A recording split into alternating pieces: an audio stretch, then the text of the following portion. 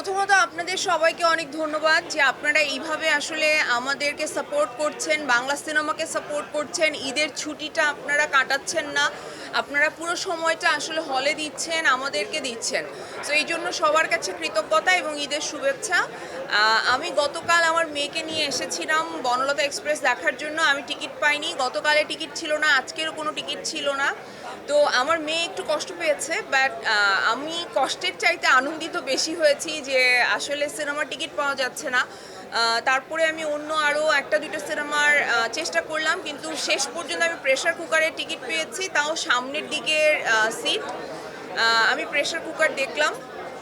তো আমার কাছে আসলে এই অনুভূতিটা অন্যরকম এই জন্য, গত বছর ঈদে আমার একটা সিনেমা রিলিজ হয়েছিল, এশা মার্ডার। তো তখন আমি দেখেছি যে আসলে অডিয়েন্স কিভাবে রেসপন্স করে, আমি হলে হলে গিয়েছি। এইবারও আমি যাচ্ছি, কিন্তু জীবনের সব আয়োজন এখানে একসাথে। কিন্তু ডিফারেন্স আছে অনেক, কারণ আমি রেহানা মারিয়াম নূর নিয়েও গেছি অডিয়েন্সের কাছে, এশা মার্ডার নিয়েও গেছি, আবার বনলতা এক্সপ্রেস নিয়েও যাচ্ছি।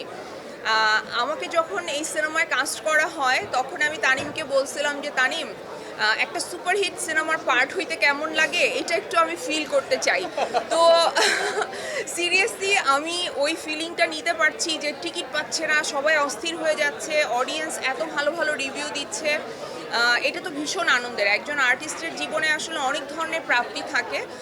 রেহানা আমার জীবনের এক ধরনের প্রাপ্তি, আরও আমি অন্যান্য কাজ করেছি সেটা এক ধরনের প্রাপ্তি। বাট এই যে একটা সিনেমা, যেই সিনেমাটা আসলে দর্শকের কাছে এত জনপ্রিয়তা পাচ্ছে, এবং আমরা যারা মানে ক্যামেরার সামনে কাজ করেছি তারা তো কি করেছি সেটা আপনারা দেখতেই পাচ্ছেন, বাট ক্যামেরার পেছনে যারা কাজ করেছে এই টিমটা অসাধারণ বনলতা এক্সপ্রেসের।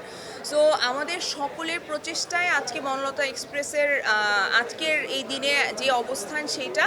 তো আমি আশা করব দর্শক যেভাবে ভালোবাসছে আমাদেরকে সেভাবেই ভালোবাসবে, এবং এই সিনেমাটা আসলে অনেক দিন চলবে এবং আমরা যাতে খুব শীঘ্রই দেখতে পারি, তানিম আমাদের সেই ব্যবস্থা করে দিবে।